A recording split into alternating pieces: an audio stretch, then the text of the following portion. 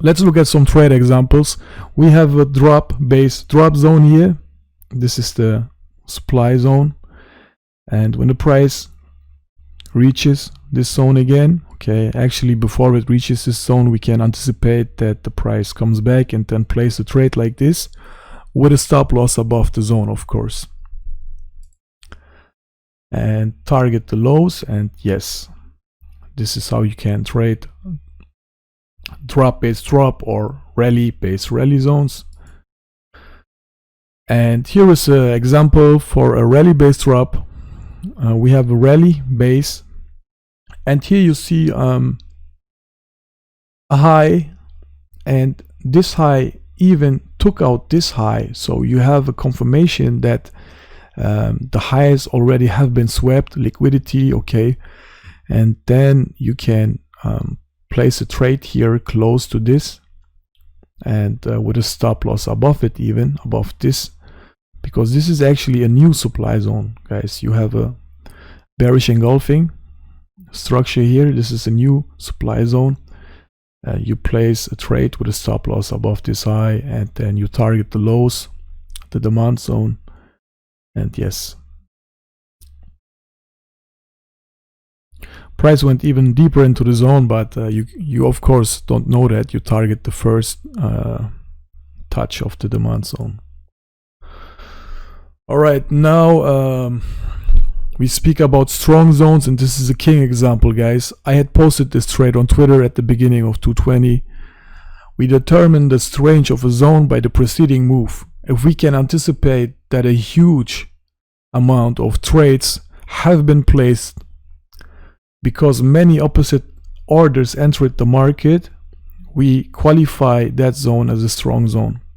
So what that means is, guys, you have a lot of sell orders entering the market, you have a drop base rally, and then another drop base rally, but here you have additionally you have huge sell orders entering the market after longs are being stopped out and breakout traders enter shorts, because this low here is being hunted. As you see, the price goes below that low. That means longs are being stopped out, which means a lot of sell orders enter the market here, and also the breakout traders who think, okay, the price broke down here, they enter short positions. A lot of sell orders came in, and then the bigger traders used those orders, they consumed those orders to make the price pump, and this demand zone forms as a result. Okay, the bigger traders leave hints, they leave traces when they do things like that, and this is how we can try to trade with the traces they leave for us. So this is a strong demand zone, but it's a pretty big zone, right? It's a daily chart, guys. So what we can do is we can go into the smaller time frame, and we can look for zones in zones to get tighter entries. And here we had a H1 rally base rally zone that we had qualified as strong because of the preceding move. So this small blue zone here was a zone in this bullish engulfing daily zone, and I had posted this trade before the price came down here. I had posted this exactly like this, guys, exactly like this 21R trade. I had some people laughing about this trade when I posted it, but then the target reached for a 21R and even went higher, but this was my first target.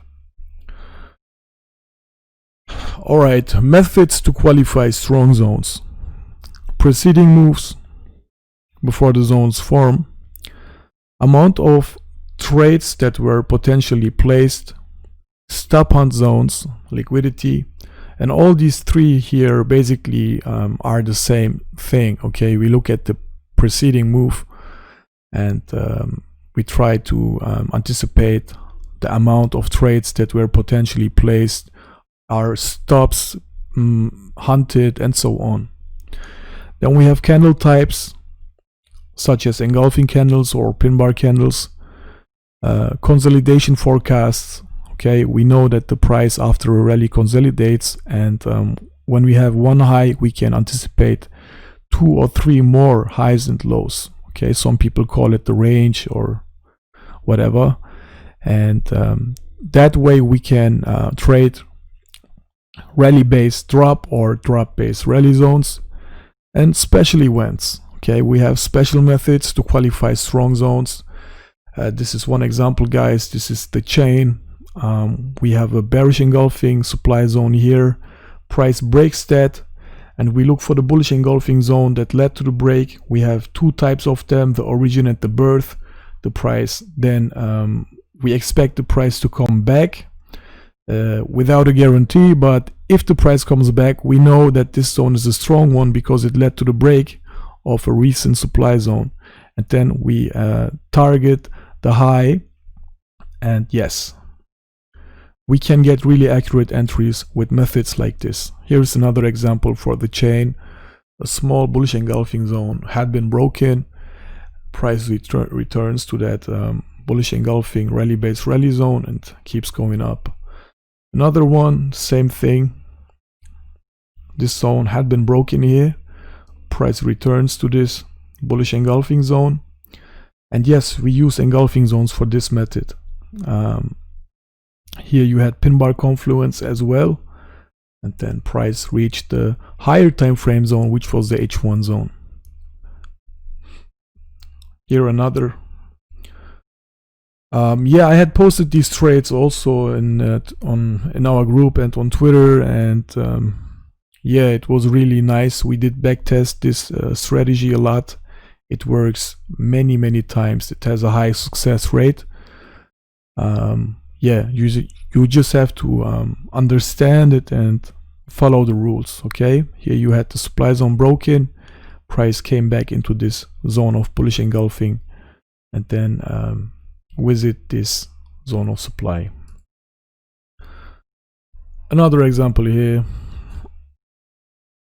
but this topic is actually stuff for a complete new video, guys. This cannot be explained in a short time. Here, as you see, another one. Pin bar confluence and the price reaches the higher time frame zone. Alright, see you in the next video.